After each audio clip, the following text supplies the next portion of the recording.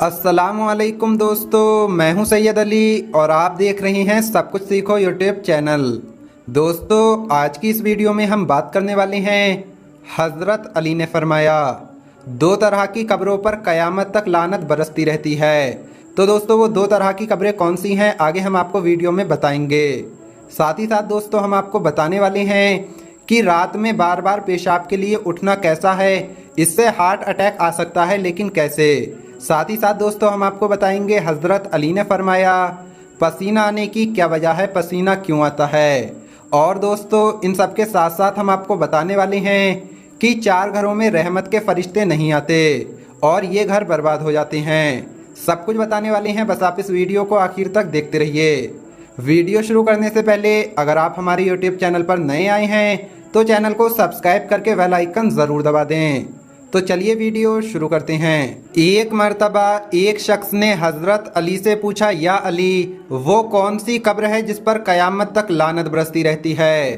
बस इतना पूछना था कि मौलाए कायनात हज़रत इमाम अली ने फरमाया, ऐ शख्स, मैंने अल्लाह के रसूल हुजूर सल्लल्लाहु ताला अलैहि वसल्लम से सुना कि 2 कब्र ऐसी हैं जिस पर क़यामत तक लानत बरसती रहती है।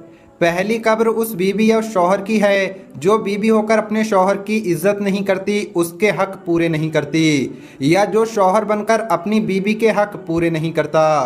क्योंकि अल्लाह ने इंसानी तमाम रिश्तों में से पहला रिश्ता शौहर और बीबी का बनाया है और तमाम रिश्तों की बुनियाद अल्लाह ने इस रिश्ते को कर दिया। और दूसरी कब्र उस इंसान की होती है जो अल्लाह की मखलूक पर जुल्म करता है, लोगों का दिल दुखाता है, लोगों का दिल तोड़ता है। याद रखना, बरज़ख में इस 2 किस्म के इंसान जब पेश होंगे तो अल्लाह की लानत उन्हें जकड़ लेगी और क़यामत तक बरसती रहेगी और वो इंसान चीख चीख कर कहता रहेगा कि काश मुझे एक मर्तबा फिर से मौका मिल जाए और मैं अपनी गलती को सुधार सकूं। दोस्तों, अब हम आपको बताते हैं कि रात में बार बार पेशाब के लिए उठना कैसा है। जो लोग रात में बार बार पेशाब के लिए उठते हैं उनके साथ क्या होता है। प्यारे दोस्तों, ये दुनिया दारुल असबाब है और दुनिया में हर चीज़ असबाब से ही है। बाज़ असबाब ज़ाहिर हैं और बाज़ पोशीदा हैं। असबाब की तासीर का एक तबई अंदाज़ा है, इसलिए मौत तो बेशक अल्लाह पाक के हुक्म से ही आती है, लेकिन अगर इसका कोई ज़ाहिरी सबब ऐसा हो जिसमें दूसरे किसी की ज़्यादती पाई जाए तो दारुल असबाब के कानून के तहत वो उसका ज़िम्मेदार करार पाएगा। दोस्तों, ये बात तो तय है कि मौत का वक्त मुकर्रर और अटल है, लेकिन दुनिया में मौत का कोई ना कोई बहाना ज़रूर बनता है। दोस्तों, रिसर्च करने वाले डॉक्टर्स का कहना है कि अक्सर लोग पेशाब की हाजत होने की वजह से उठते हैं।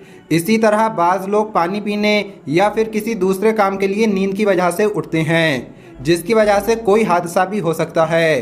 क्योंकि जो लोग नींद से रात को पेशाब के लिए या किसी और मकसद के लिए उठते हैं तो उन सबको ये याद रखना चाहिए कि जब नींद से जागे तो अपनी आंखें खोलकर पहला मिनट बिस्तर पर ही लेटे रहना है। इसके बाद अगले आधे मिनट तक बिस्तर पर बैठा रहे। इसके बाद बिस्तर से टांगे लटकाकर पलंग पर बैठा रहे। इसी तरह इस सारे अमल को वो 3 मिनट में कर ले।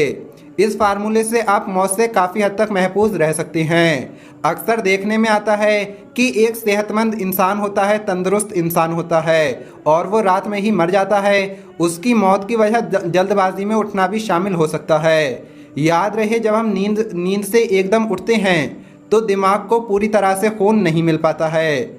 यही वजह है कि जब हम आधी रात को पेशाब के लिए जागते हैं तो जल्दी जल्दी उठते हैं और फिर भागना शुरू कर देते हैं, जिससे हमारे जो दिमाग को खून सही तरह से नहीं मिल पाता, उसकी रसद पूरी नहीं हो पाती और दिल की धड़कन रुक जाती है और यूं बाज़ मर्तबा लोगों को हार्ट अटैक हो जाता है। इससे बचने के लिए आप हमारे इस बताए हुए तरीके पर ज़रूर अमल करें। दोस्तों, अब हम आपको बताते हैं पसीना क्यों आता है।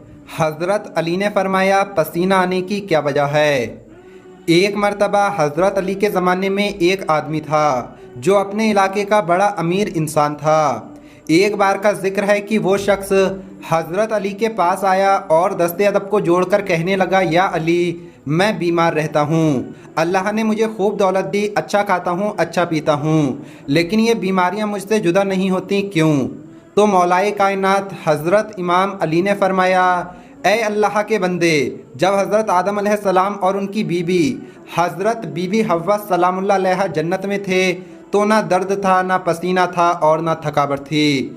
लेकिन जब आदम अलैहिस्सलाम और उनकी बीवी ने अल्लाह की नाफरमानी की और उस शजर के करीब गए जिससे उन्हें रोका गया था, तो अल्लाह ने बीवी हव्वा और आदम अलैहिस्सलाम को जन्नत से निकाल दिया और ये फरमाया कि एक महदूद वक्त तक आदमजात इम्तिहान देंगे और फिर जब वो ये साबित कर सकें कि वो जन्नत में रहने के काबिल हैं या दोज़ख के, तो उसे उस जगह से नवाजा जाएगा।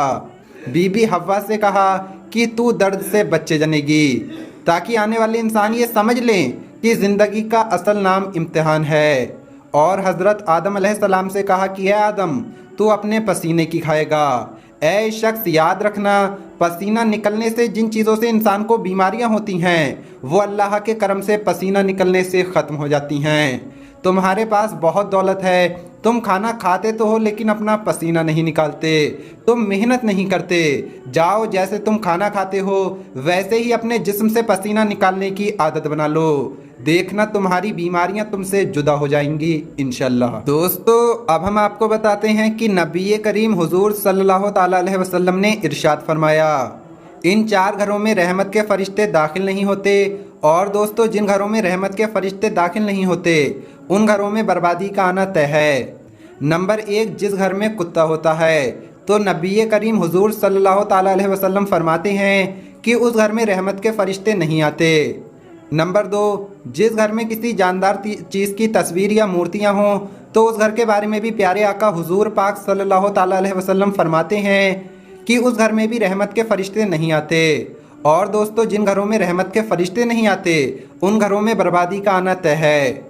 नंबर 3, रिश्तेदारी तोड़ने वाला, जिन घरों की वजह से दूसरे लोगों की रिश्तेदारी या फिर दिल टूटता है तो उस घर में भी रहमत के फरिश्ते नहीं आते और दोस्तों ऐसे घर भी बर्बाद हो जाते हैं।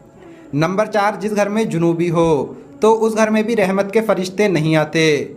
जुनूबी उस शख्स को कहते हैं जो बिला गुस्ल के नहाता है, यानी जिस पर गुस्ल फ़र्ज हो लेकिन वो बिला गुस्ल किए ऐसे ही पानी डालकर लौटम लोट कर लेता है, तो उसके घर में भी रहमत के फरिश्ते नहीं आते और ऐसे घरों का भी